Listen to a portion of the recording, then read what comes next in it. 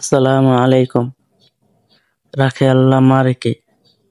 কবি শেখ সাদী রহমতুল্লাহ আলাইহি বলেছেন, এক ব্যক্তি খালি পায়ে ও খালি মাথায় কুফা থেকে হেজাজি কাফেলার সাথে বের হয়ে আমাদের সাথেই হলো। আমি খেয়াল করে দেখলাম তার কাছে কোনো খাদ্য নেই।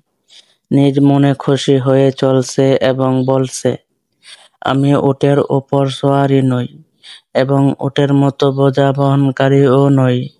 আমি বাদশাহ নই এবং বাদশাহর গোলামও নই।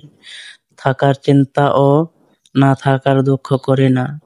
তৃপ্তির সাথে শ্বাস-প্রশ্বাস টেনে নিয়ে ও ছেড়ে দিয়ে পরম সুখে জীবন যাপন করি। একদিন এক উটের সওয়ারি বলল, হে দরবেশ, তুমি কোথায় যেতে চাও? ফিরে যাও, কষ্টে মারা যাবে। কিন্তু দরবেশ তার কথায় কান দিল না। মরুভূমির পথ ধরে চলতে লাগলো।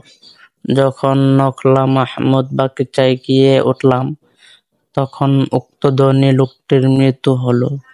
দরবেশ তার শিয়রে গিয়ে বলতে লাগলো, আমি কষ্ট করেও মরলাম না, আর তুমি উটের ওপর সওয়ার হয়েও বাঁচতে পারলে না। এক ব্যক্তি রোগের শয্যা পাশে বসে সারা রাত কাঁদল। যখন দিন হলো, সে ব্যক্তি মারা গেল এবং রোগী বেঁচে উঠল।